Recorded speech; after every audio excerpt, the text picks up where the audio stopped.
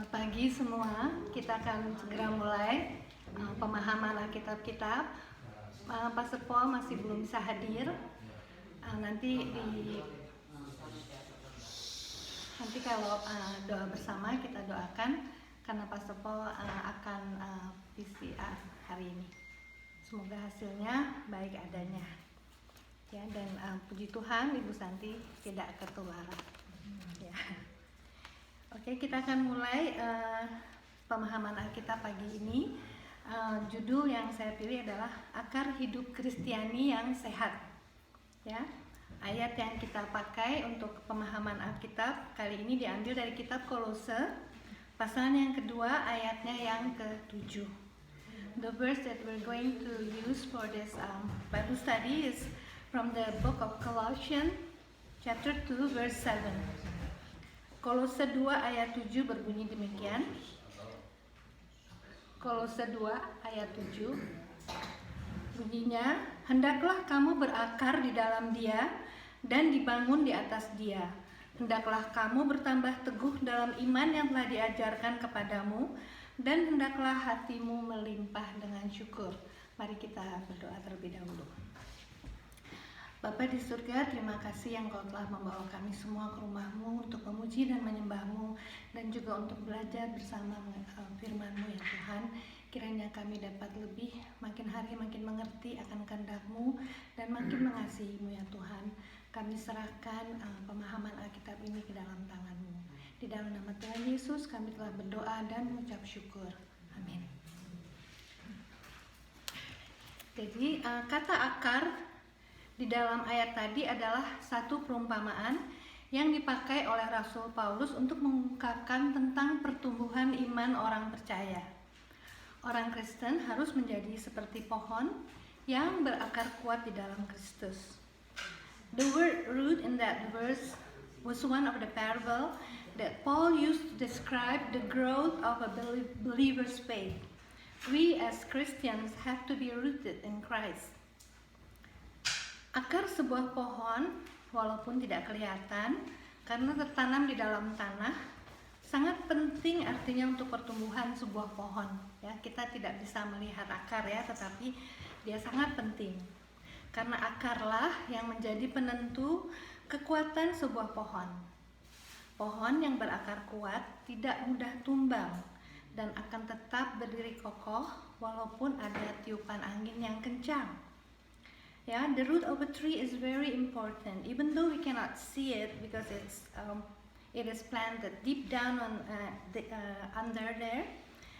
But when there is a storm or a strong wind, a tree that has a strong root will stand firm. Demikian pula dengan kehidupan kita sebagai pengikut Kristus. Kita juga harus mempunyai akar yang kuat di dalam Kristus, agar kehidupan rohani kita dapat bertumbuh dengan baik dan tidak mudah goyah ketika masalah menimpa kita ataupun ada halangan-halangan lainnya.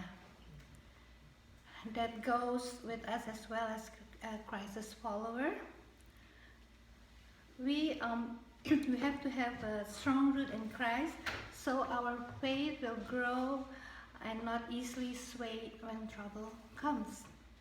Ya, jadi kita harus betul-betul berakar di dalam Kristus. Akar atau dasar apa yang dapat membuat kehidupan Kristiani kita bertumbuh dengan sehat? Ya, what kind of roots or foundation that we need in order to make our Christian's life grow healthy? Ya, apa saja akar yang kita perlukan ya untuk agar kita bisa bertumbuh secara ya hidup Kristiani kita menjadi sehat. Jadi ada beberapa yang saya pelajari. Yang pertama adalah akar yang pertama adalah doa. The first root is prayer. Mari kita lihat di 1 Tesalonika 5 ayat 17. 1 Thessalonians 5 verse 17. Ini ayat kita harus hafal ya, semuanya yang sangat gampang, cuma 2 kalimat ya. 1 Tesalonika 5 ayat 17 berbunyi, tetaplah berdoa. Ya, itu gampang sekali ya. Jadi kalau bisa Bapak Ibu memorize it ya, tetaplah berdoa ya. Ibarat sebuah pohon yang memerlukan udara untuk bertumbuh, demikian pula kita perlu udara untuk bernafas, ya. Like a tree that needs oxygen or air to grow, we all need oxygen to breathe. Doa sering disebutkan sebagai napas seorang Kristen, ya. Bapak Ibu pasti tahu ya, doa disebutkan napas seorang Kristen. Prayer is often called the breath of a Christian. Ya. Sebagaimana tubuh kita akan mati kalau kekurangan udara, demikian pula kerohanian kita akan mati apabila kita tidak berdoa, karena doa itu adalah napas kita. Jadi kalau kita tidak berdoa, ya kita juga akan, kerohanian kita yang mati, bukannya kita yang mati, tapi jiwa kita, ya. We will die when we are out of oxygen. It is the same when we do not pray, our spiritual life will die too. Ya, doa merupakan alat yang menghubungkan kita dengan Tuhan. Prayer is a tool that relates us with God. Dengan berdoa, kita meninggalkan ketergantungan kita pada diri kita sendiri, kesombongan kita, ya, dan mengizinkan Tuhan untuk masuk dalam hati kita. Ya, jadi kita tidak bergantung kepada kekuatan diri sendiri kalau kita berdoa, karena kita tahu Tuhan akan menolong kita. Dan Tuhan akan menunjukkan kuasanya ketika ada masalah dan memimpin kita untuk berjalan di jalan yang benar. Jadi kalau kita tidak mau berdoa, kita apa-apa ada persoalan langsung mau handle sendiri, biasanya kita jadi kesusahan, ya. Jadi kita harus berdoa, buka hati kita supaya Tuhan bisa menunjukkan kuasanya, Tuhan bisa menolong kita, ya. With prayer, we leave our pride and let God come into our heart to help us and to show His power that He's the only one who can help us and guide us in the right path, ya. Karena kalau kita berdoa, jadi kita tahu. Kadang-kadang perkara-perkara yang kecil, ya, sometimes the small matters. Kita mau pergi nggak ya hari ini? Kita mau bangun pagi nggak hari ini, ya, kita mau tidur, banyak sekali hal yang bisa kita tanyakan Tuhan di dalam doa, ya, dan Dia pasti akan menunjukkan jalan. Dan saya rasa Bapak Ibu semua pasti pernah mengalaminya, di mana di dalam kebimbangan kita berdoa dan Tuhan memberikan terang, memberikan jalan pada kita. Dan berdoa itu tentu membuat kita mempunyai hubungan yang dekat dan intim dengan Tuhan. Prayer makes us feel closer and intimate with God. Ya, Dia akan menjadi sahabat kita. He'll become our best friend. Ya, kalau dengan teman, dengan pasangan kita bisa berbicara tiap hari with our friends or with our spouses. We can talk, we can make conversation. Why not with God? We can talk anytime. We don't have to be, take a certain time. Like before we go to bed or before we eat, don't make it a routine like that. It's good, but it's better that we talk to Him all the time, night and day, every second of our life. Just talk to Him, yeah, because God will become our best friend and we will walk in the right path, ya. Ketika Tuhan menjadi sahabat kita, Dia akan menunjukkan jalan yang benar bagi kita. Jadi itu adalah akar yang pertama. Dan akar yang kedua adalah mendalami Alkitab, ya. The second root is to learn more about the Bible, to learn more about the Word of God. Just as it said in Matthew 4 verse 4. Matius 4 ayat yang keempat berbunyi demikian. Tetapi Yesus menjawab, ada tertulis, manusia hidup bukan dari roti saja, tetapi dari setiap firman yang keluar dari mulut Allah. Jika doa adalah napas jiwa seorang Kristen, maka membaca dan mempelajari Alkitab adalah makanan rohani kita, ya. If prayer is the breath of a Christian soul, then reading and learning the Bible is a spiritual food for us. Sama seperti akar sebuah pohon yang harus diberi pupuk untuk bertumbuh dengan subur, kita pun harus diberi makanan rohani untuk bertumbuh. Just like a root that needs fertilizer in order to grow well, we as Christians also needs to have a spiritual food so our faith will grow strong too. Alkitab adalah firman Tuhan yang wajib kita pelajari, wajib kita renungkan siang dan malam apabila kita ingin hidup kerohanian kita menjadi kuat. The Bible is the word of God that we need, or is a must for us to meditate it every day, night and day, yeah? If we want to have a strong spiritual life. Jika kita lalai membaca dan mempelajari Alkitab, maka jiwa kita pun menjadi hampa.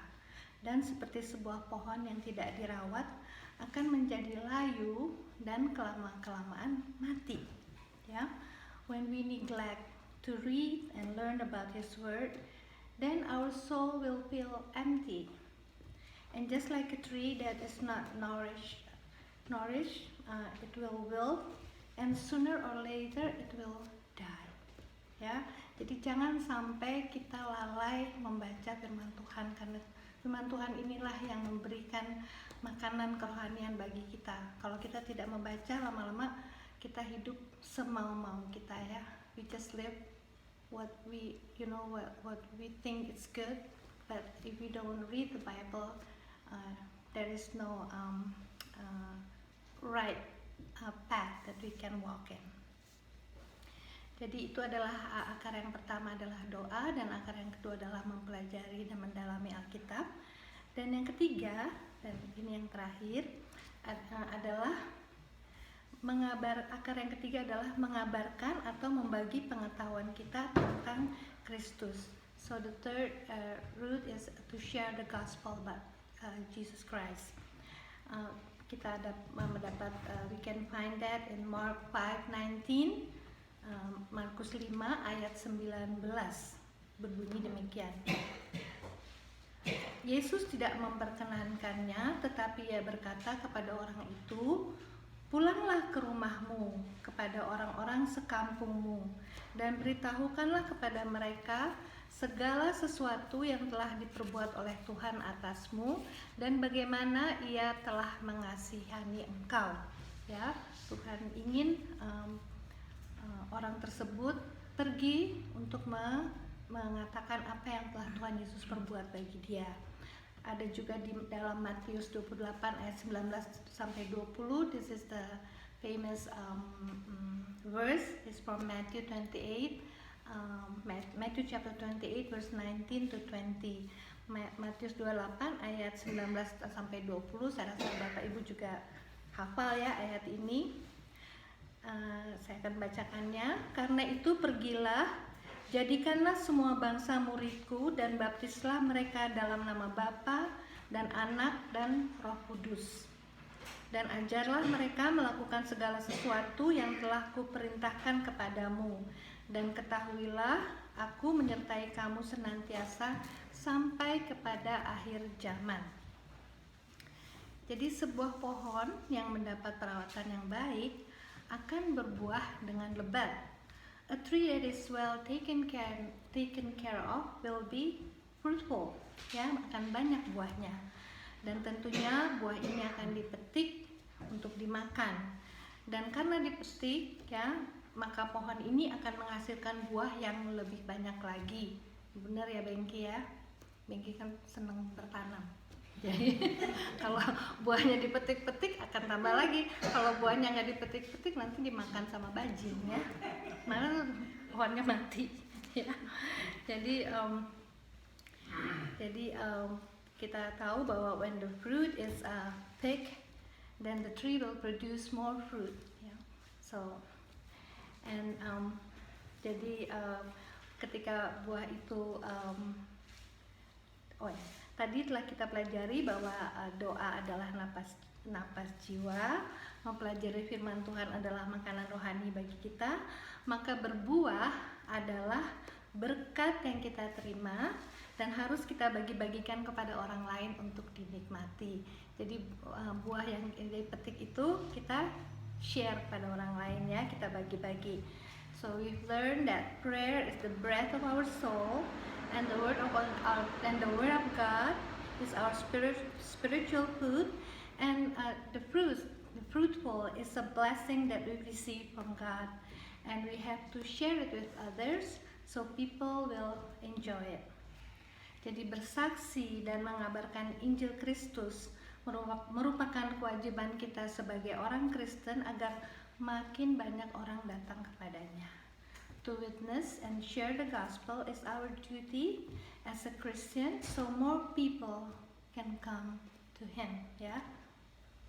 Jadi kalau punya buah jangan ditahan-tahan sendiri ya, dibagi-bagiin. Ini buah yang beneran, juga buah rohani. Jadi jangan ditahan sendiri ya. Bagaimana orang dapat mengenal Kristus kalau tidak ada yang bersaksi tentang dirinya?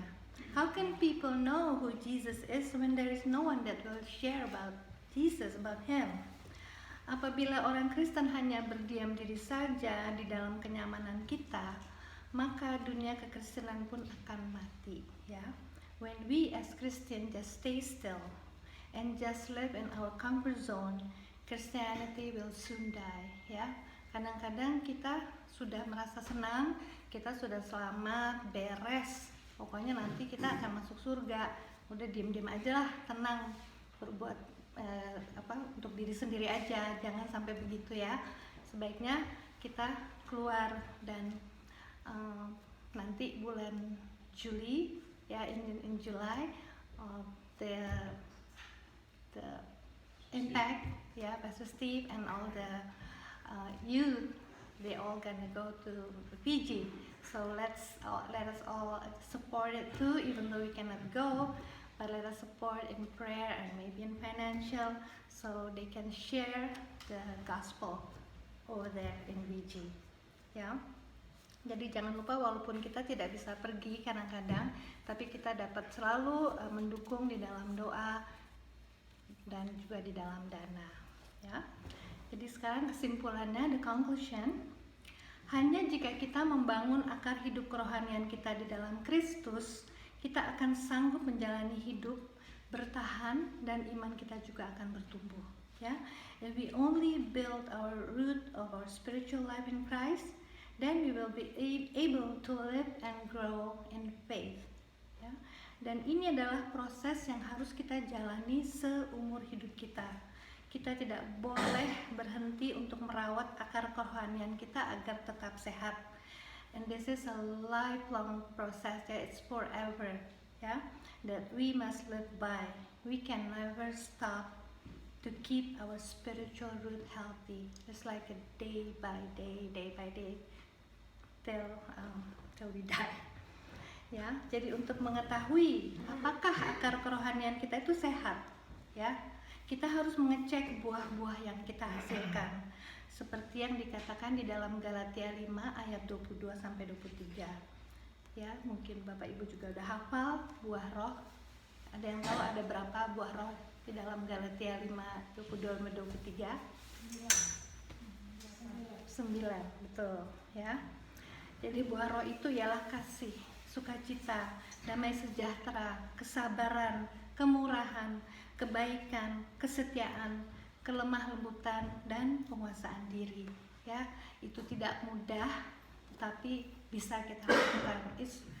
So to know how healthy our root of spiritual is, we can check time to time what kind of spiritual fruit that we bear, just like in Galatians 5 verse 22 to 23. That's the fruit of the Spirit, ya.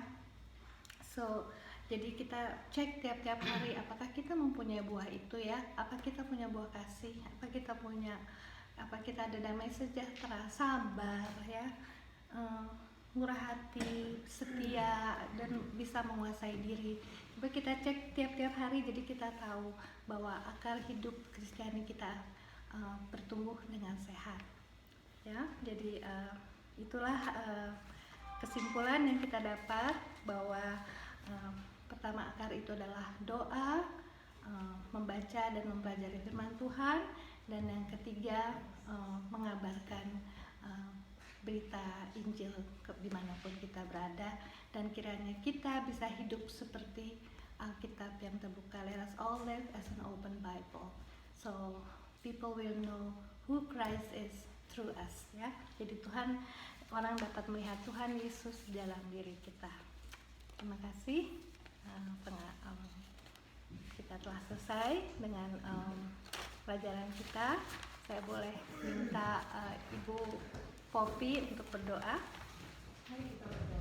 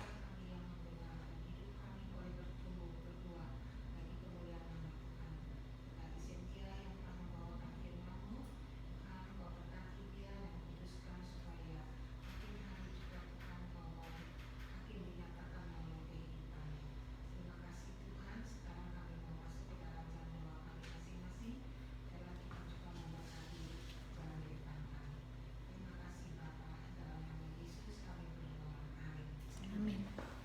Sekarang kita akan membagi dalam